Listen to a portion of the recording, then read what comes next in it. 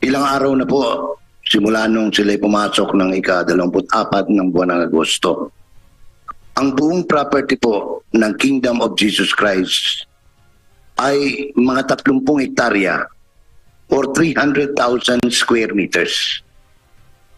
Kung doon na lang ho sa conservative estimate na 3,000 yung pulis na po ginamit para hanapin at arestuhin si Mr. Kibuloy, that would be 100 square meter bawat isang pulis. Mas malaki pa ho yung 100 square meter dito sa kwartong ito. Common sense will tell us 23 hectares lang pala. I'm corrected, Mr. Chair. But even assuming arguendo that it's 30 hectares or 300,000 square meter divided by 3,000 policemen, that would only be 100 square meter. Yung pong 100 square meter, Mr. Chairman, kahit isang oras lang ho, mahalubog na natin yung kaliit-liitang bahagi ng kwartong ito. So, kung ilang araw na po lumipas at hindi pa rin nila nakita kung ganun sila karami, ewan ko, ako po'y hindi dalubhasa sa mathematics, bagamat ang lahat ng grado ko po ay 98 sa math. Dali lang. Ilang story, ilang floors yung highest building ng QGC? Ilang floors? Minister Katiil, ilang palapag daw yung pinakamatangga? 5. 4 floors. 5 including the rooftop, sir. including the rooftop. Sa 23... Sige po. Yung 30 mo kanina, Opo. granting na yung buong 30 hectares is covered with 5 floors. So, i-multiply mo. Hindi po, sir. Kasi kinorek na po ako. 23 hectares lang daw. 23. Oo. But still, it took them 13 days. Kaya nga po, pagpalagyan na natin, sir, Mr. Chairman, na 200 square meter bawat isang pulis. Siguro naman sa isang araw, sir, kaya na nating libutin yon.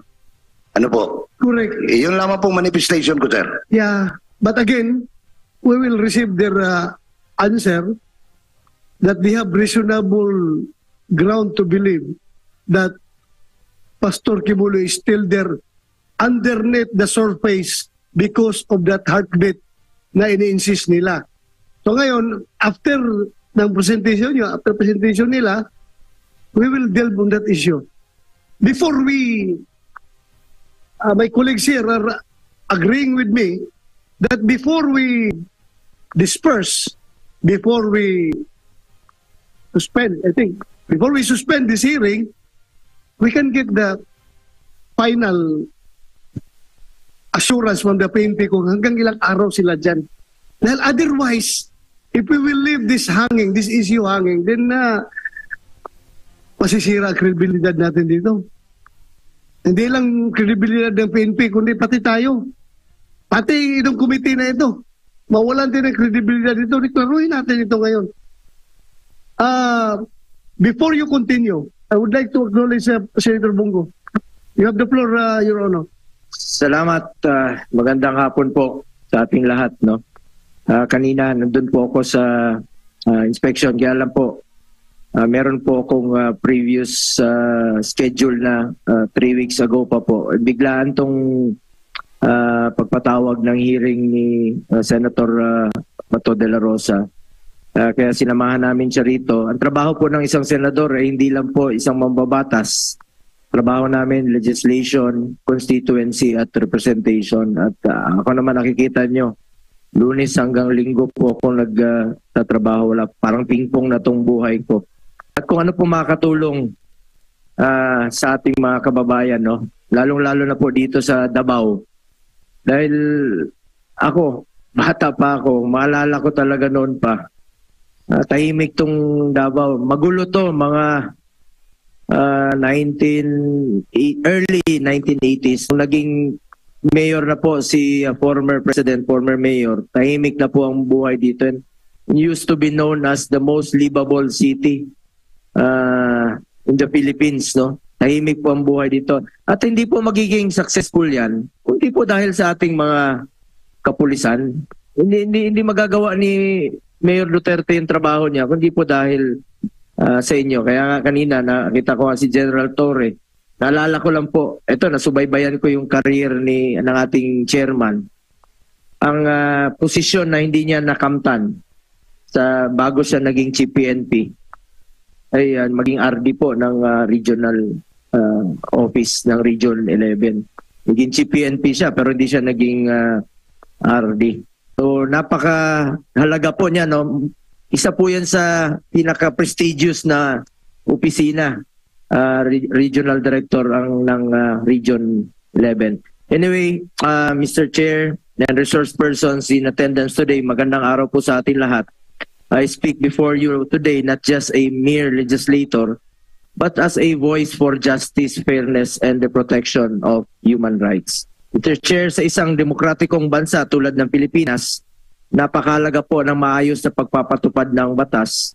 No one is above the law. Sabi nga nila, kung pulis ka, nasa gobyerno na may mataas na katungkulan, o normal na mamamayan, you are not above the law. Mr. Chair, ang maayos na pagpapatupad sa batas ang nagsisilbing pundasyon ng ating tiwala sa gobyerno at nagpapatibay ng ating paniniwala sa isang patas at makatarungang sistema. However, Mr. Chair, when the enforcement of law crosses the line into excessive force, when it is wielded not as a tool for justice but as a weapon of destruction, it is incumbent upon us to speak out. Kaya po kami narito ngayon. Sana po matapos na po itong kaguluhang ito. At dahil po sa nangyari sa KOJC ngayon, magdadalawang linggo na. To be exact, bukas, no? Apektado po ang traffic. At marami pong nagtatanong sa akin sa Maynila, kumusta na kayo sa Davao? Kumusta na ba? Safe bang pumunta ng Davao? Mga turista nagtatanong po sa akin, safe pa bang pumunta sa Davao? Nalulungkot po ako bilang isang Davaoenyo, Mr. Chair, kahit saan ako mapunta. Yan ang tinatanong niya. Ang gulo dito raw, ang gulo doon sa Davao. Mr. Chair, hindi ko po maalala na magulo sa Davao for the past 20 years. Bata pa nga po ako. Sabi ko, tahimik po yung buhay natin dito sa Davao. Nalulungkot po ako sa mga ganitong pangyayari. Hanggang kailan ba ito matatapos? Kaya kami narito para malaman po ang totoo at matapos na ito. Dahil kawawa po yung ordinaryong Pilipino. Kawawa po yung ordinaryong Davaoenyo na gustong mamuhay ng tahimik o pumasyal sa Davao. Sa totoo lang, mas marami po dito sa Davao ang gusto lang po mamuhay ng mapayapa. Walang pakialam sa politika. We just want peace and for this standoff to end. One of the founding fathers, Marcelo H. Del Pilar, whose birthday we just commemorated last August 30, once said, "The perfection of humanity is not possible without freedom for the individual. Thus, the existence of social institutions and all political organizations and relationships are justified, insofar as they have for their primary aim the defense and protection of freedom." Kung kaya nga nandyan po sa saligang batas, under Article 3, ang Bill of Rights. The Bill of Rights is there to protect our people from abuses of power that is given by our people. The Bill of Rights is our collateral, our security, our safeguard against abusive people in the government. As we are all aware, Pastor Quiboloy, a spiritual leader, stands accused. But today, I am not here to argue about his innocence or guilt because that is for the courts to decide. Nasa korte naman po ito. Instead, I want to address the disturbing exercise of power or the use of excessive force in the implementation of the warrant of arrest against him. Mr. Chair, this representation for so long strongly condemns any excessive use of force in pursuit of our official duty. Lagi po akong umaapila sa gobyerno, especially to our law enforcers, to be prudent in their actions and remain fruitful to their mandate to serve and to protect. Kaya naman po ang trabaho ng pulis, to serve and to protect. Hindi kailanman magiging susi ang karahasan sa pagkamit natin ng hustisya o sa kasagutan sa ating mga katanungan. the continued occupation of police personnel in the Kingdom of Jesus Christ, KOJC, compound here in Davao, and the terror it brings to the community are causes of concern. While it is the duty of the police to serve an arrest warrant, there is no excuse for using force, creating fear, compromising the safety of civilians, disrupting the peace in the community, and the face-to-face classes of students enrolled and occupying a place of worship. Ang Kingdom of Jesus Christ is a congregation. Pastor Quiboloy is only its executive pastor. Ang Kingdom of Jesus Christ po ay binubuo ng maraming miyembro, hindi lang po iisang tao. As member of the Committee on Justice and Human Rights and member of this Public Order Committee, I support the intent of Senator Bato de la Rosa and Senator Robin Padilla to scrutinize this PNP operation, which led to the death and injuries of civilians. Alam naman po natin, Mr. Chair, tayo mismo, ikaw naging chief PNP ka. Suportado natin ng pulis hanggang ngayon, pinaglalaban natin ng pulis. And even during the time of former President Duterte, 2018, dinoble po ang sahod ng pulis, ng military, uniform personnel at pinaglaban natin ito. At full support po kami sa pulis hanggang ngayon po. Andirito po kami, Senator Bato ni Senator Robin, na sumusuporta po sa inyo, lalong-lalo na po in line of duty. Mr. Chair, it is crucial to remember that our law enforcement agencies, particularly the PNP, have a solemn mandate to serve and protect. This mandate is not just a slogan. It is a duty, a responsibility to protect the rights and welfare of every citizen. Mr. Chair, one life lost is one too many. Sabi ko nga, imbis na dapat po maximum tolerance po ang dapat gawin ng ating pulis. Kung hayaan natin ito, kung hindi tayo maninindigan laban dito, ano pa bang klaseng pang-abuso sa kapangyarihan na maaaring gawin nila sa buong Davao o maaaring sa ibang bahagi ng bansa? Ang tanong ko sa pulisya, ang tanong ko po sa inyo, at tatanungin ko to sa inyo muna. At ano ba ang magiging endgame dito? Hanggang kailan tatagal ang sitwasyong ito? Ano ba talagang endgame dito? As gusto ko rin pong tanungin ang KOJC, ano bang inaasahan ninyo mula sa gobyerno para matapos na po ito? Nandito po ang komite upang makatulong at matapos na po ang standoff na ito. Alam niyo, kawawa yung taong bayan, kawawa yung mga inosente, at kawawa yung pulis kanina. Pinuntahan nga namin, inatanong namin sila at kailangan lang nilang sumunod sa kanilang trabaho.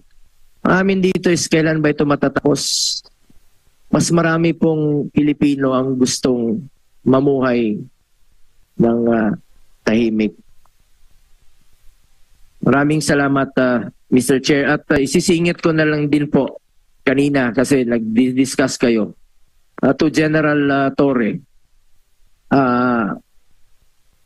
Pag mayroong mga earthquake, di ba usually ilang araw ba ang lifespan ng, sa tingin nyo, bago na kayo mag-i-end ng inyong search?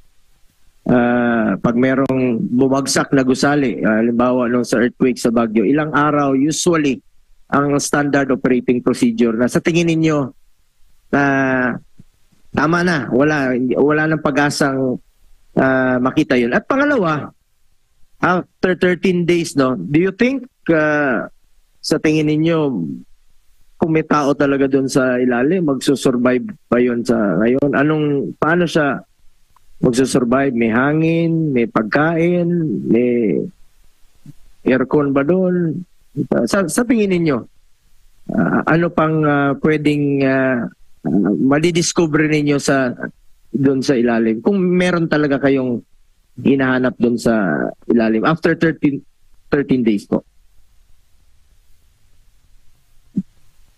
Your Honor, as for your first question, I'm not an expert on the rescue and on how long can a rescue be conducted. However, on the second issue, whether a person can survive in bunker for so long, what we are looking here, sir, is the end of the world type bunker or Armageddon type bunker that can support life for extended periods of time. So there's really no assurance. There's really no estimates on how long they can survive in here, because we believe that they can survive for not only 13 days, but more than or extended periods of time, because we're not looking here, sir, at an ordinary makeshift bunker. This is something that is built by somebody who has 2 airplanes and 2 helicopters in his hangar. So, among others. So, this is something that's can be done and can really be built by somebody with stature. So, sa tingin mo, kayang mag-survive ng ilang buwan dyan? Given enough resources, sir, people can really survive below ground, and which I will cover in my presentation later on, sir. May kuryente dun sa ilalim? Yes, sir, definitely. Ventilation, current, food, water, all the work, sir. And it could be very, very a comfortable life for a person, sir. And then yung sa unang tanong ko kanina, yung end game dito, tatanungin ko ito po, ay karoon po pa rin ang ating documentary. Anong end game ba rito? Anong in-expect po natin? That's also covered in the last 3 slides of my presentation, sir. That will be covered. The end game, sir, is really... Thank you, Attorney. At experience natin kung paano bubutasin itong bukay dito. We'll not stop until Mr. Kibuloy is ousted, because we really cannot turn our back against the helpless and voiceless victims of Mr. Kibuloy. Meaning you intend to stay there forever? Forever? We have some recommendations in my presentation so that we can end this positively, sir. Because as we remember that compound is not only being used by Pastor Kibuloy. If you believe he is still there, may mga estudyante dyan nag-aaral na hindi na nakapag-aral.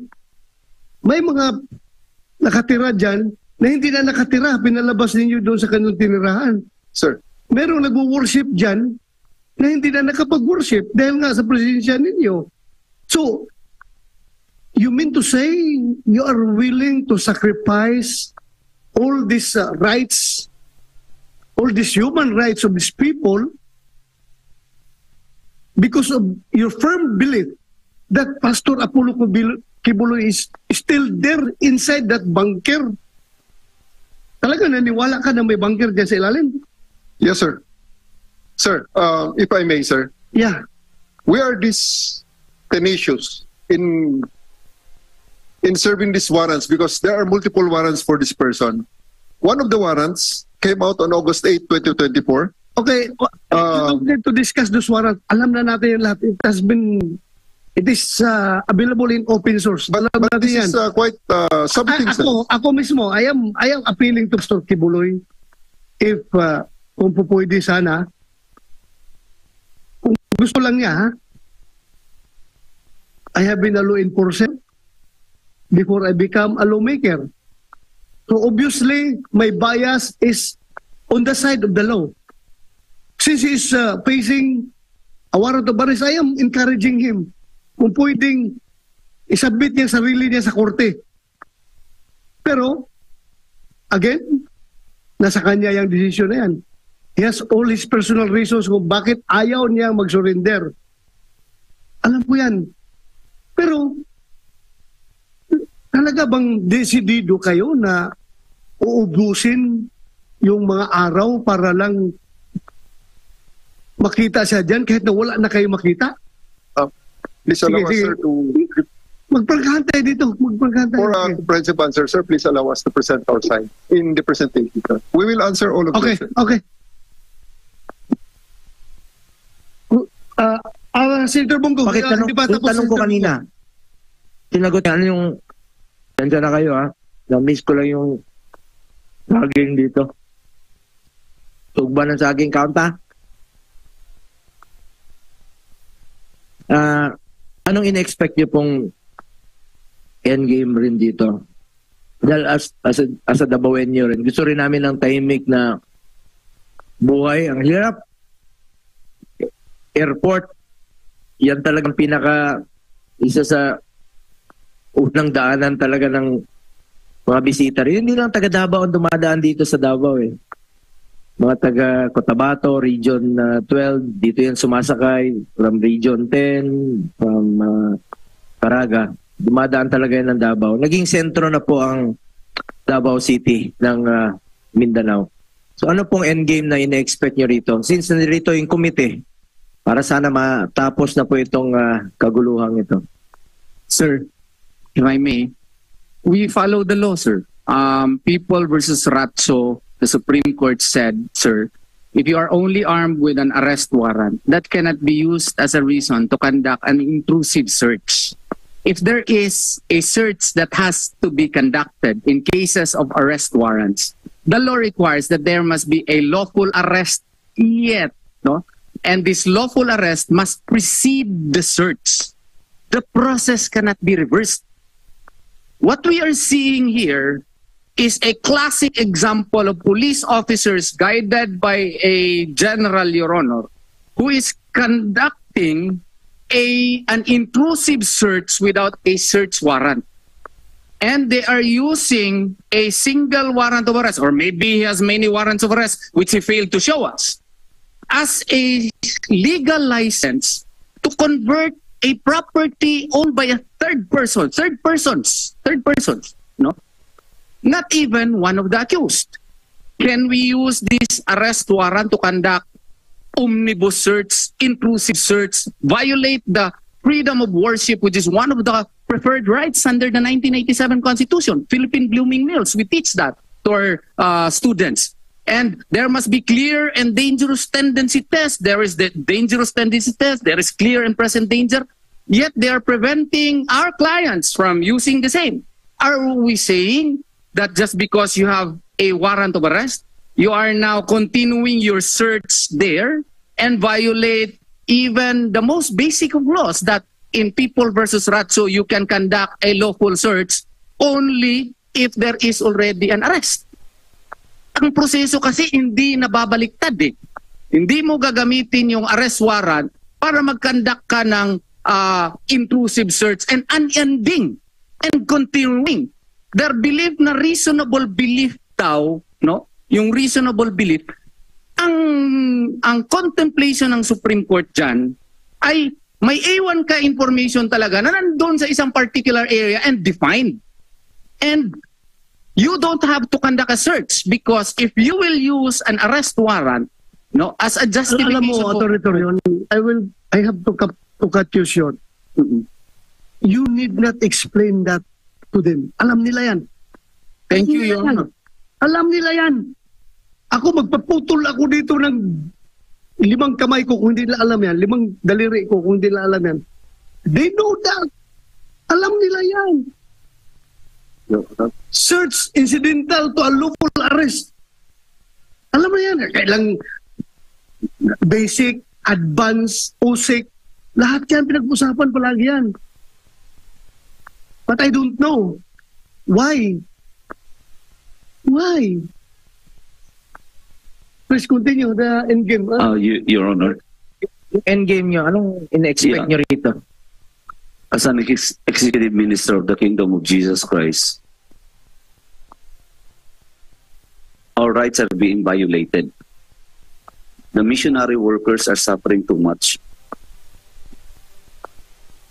Isipin niyo saan ka makakakita na ura-urada, isi-search nila yung mga tirahan ng mga missionary workers, particularly sa mga babae. Kahit anong oras, kahit madaling araw, may naliligo, may natutulog. We suffer that too much, Your Honor.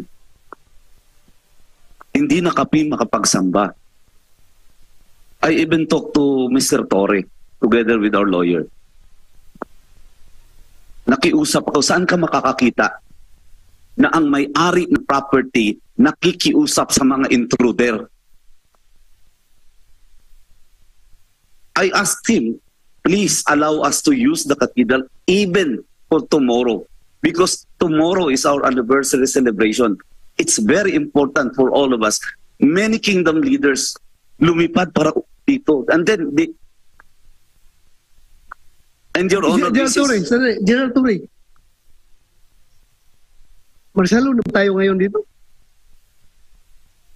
Sir, I think we have finished the discussion on that matter amicably, and they have agreed that they will do their celebration in the plaza, because actually, sir, they cannot fit everybody in the cathedral. There was, with the president, vice president in attendance, there was more than they're claiming to be expecting more than 3,000 people. So that's both an academic point, sir. The real intention, the first and foremost real intention for their September 1 celebration is really outdoors in the plaza, in front of the big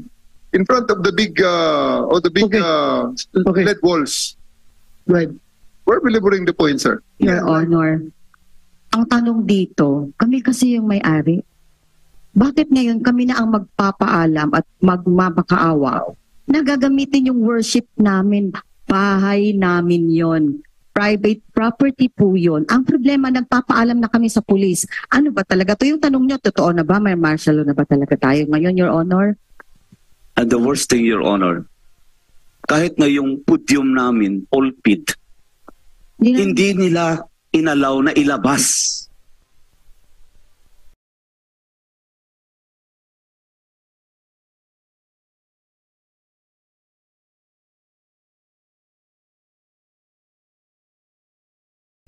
Your Honor, kasi wala na kami magawa, so napilitan kami kalabas. Huwag siya magrason-rason na marami talaga kami. Eto pa, inabukasan. Kasi nung anniversary namin, nandun si DP Sara, kasama namin. All of a sudden, so early in the morning, naka-on na naman yung kanyang LRAD. Galit na galit. Hindi namin alam ano na naman. Nabulabog na naman yung compound. Ganun na lang. Kung tinatanong niyo po ano ang endgame na in-expect namin ngayon, pigilan nila, lumaya sila sa bahay namin. Kahit sino, bahay nyo. Lahat ng mga armadong pulisya nakatira, umiihi doon, dumudami doon, natutulog. Sino ba naman we cannot last that long. Nagpapasalamat lang kami. Naturuan kami ng aming mahal na pastor. Palagi kami ang nagpapasensya. Kahit i-play nyo yung ilang video namin, ako ang palaging nagsasalita na hindi kami lalaban. Huwag kaming lumaban kahit anong gawin ng mga pulis, kasi yun ang pinagbilin sa amin ng mahal na pastor namin. Kasi kung hindi, patay na kaming lahat. Sa totoo lang, ano ang endgame tong pangatlong hearing na to? Na lumayas lahat ng pulis sa pamamahay namin dahil wala na silang karapatan na to stay there 1 minute longer. Because we know after this, aabuso na naman sila. And hopefully, Mr. Chair, yung meron pang natitirang mabubuti at matitinong mga officials ng pulis, marami na pong mga open letter na lumalabas. Marami na din talagang diskontento doon. Meron pang nagsabi sa akin na pulis, ma'am, hindi lang kayang matutuwa kung makaalis kami dito. Mas lalo kaming matuwa kung makauwi na kami. Sir, Mr. Chair, we are appealing not only as KOJC na yung property namin, simbahan yon, bahay namin yon, nilusob, kinubkob, namatayan na kami. Ang mahal na lang mga nagastos namin sa lahat ng mga nasaktan.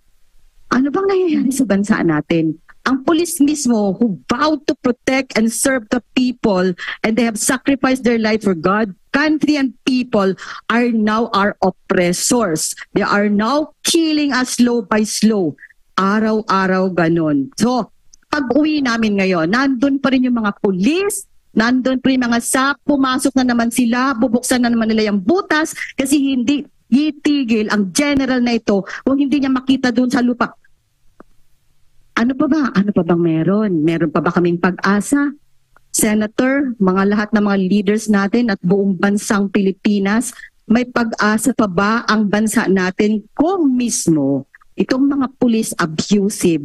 At saka walang, sir, ganito palagi, walang naninindigan. Alam nila, sabihin lang nila, inuutusan lang ako. Even General Torres said, wala akong magagawa kasi galing sa taas. What will happen to us? What's going on in this country? These people vowed to serve God country. Kami nagsiserve din ng God and country. Pareho tayong Pilipino. Ba't tayo nagkaharap dito? Somebody else is orchestrating and somebody else is mastermind on this. Sir, Mr. Chair, Senador, lahat kayo na nandyan, this has got to stop. This is the end game that we want, that when we go home, please, tinatawagan na namin ng lahat. Sino bang nag-utos sa taas? Bakit hindi na mapalis? Ang TPO, hindi niya sinusunod. Nag-appeal kami sa Court of Appeals, dinidismiss. Itong si DOJ Remulla, kakasuhan niya yung judge na nag-issue ng TPO. What do we expect from this country now? And nobody of these officers are standing up to the truth. Nakikinig lang sila kay General Torre. Nakikinig sila sa lahat ng kasinungalingan. Frankly speaking, sir, I did not want to attend the third hearing anymore. I don't want to be subjected to more lies. Na Polcom, DOJ, pasensya na, DILG. Sir, alam nyo yan, nakadalawang hearing na tayo sa Manila. Nag-promise si Marbil, okay, we will go to Davao and make peace. Wala na kaming checkpoint and everything.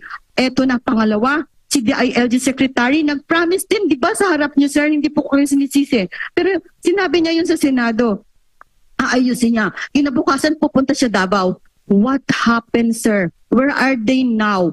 And lumalala yung ginagawa nila sa KOJC. Ulitin ko po uli, hindi kailanman tumatakas si Pastor sa batas. Because Pastor has taught us we will not be like this. If Pastor did not teach us and inculcate in us the truth, ang katuwiran, ang kabutihan, ang pag-ibig, hindi basta-basta ang dinadamdam namin. Andito yung mga pulis, pwede ba may manindigan kahit isa? Wala na ba talagang boses? Wala na ba talaga tayong batas? Please lang, I'm appealing to this honorable body. Wala kaming narinig. Ever since June 10, namatayan na kami ng dalawa. Ngayon namatayan na naman kami uli. Sir, yun lang. Can you please let them just go out of our compound? Kasi alam ko, Abuso, meron kaming intel, 21 of September, magmamartial si Torre at forcefully paalisin kami lahat. Ihintayin pa ba natin yan? Ihintayin pa ba natin na mapuno na lahat ang mga kingdom citizen? May mga dugo na talagang dadanak. How long can we hold on? How long? How long will the suffering continue because of the abusive brutalization of police? Ang tao na dapat naming asahan na mag-protect sa amin, sir, they are terrorizing, brutalizing, abusing. Thank you. Cannot General Torre, what's happening. Yeah, thank you. General Torre, you can sit down. Narinig na natin ang lahat-lahat dito. Is the decision to pull out your troops within your power? Yes, sir. Therefore, nobody is ordering you to stay put, and nobody is ordering you to continue on with the illegal search. I always consult with my superior, sir, but the ultimate decision falls into my shoulder, sir. Okay. So nakita mo na.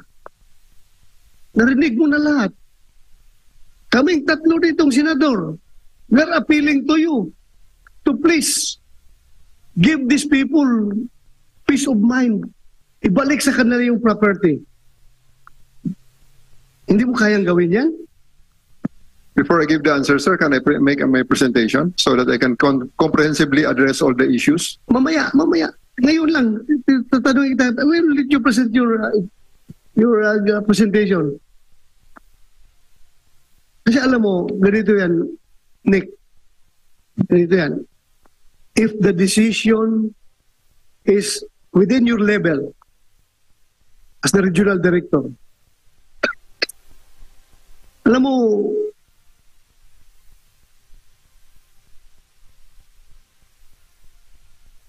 if we have a government agency under the executive branch of government that does not listen to the recommendations, to the pleas of this committee, of this Senate committee. If we have a government agency that does not follow court orders, we are therefore creating a situation na masasabi natin there is a constitutional crisis.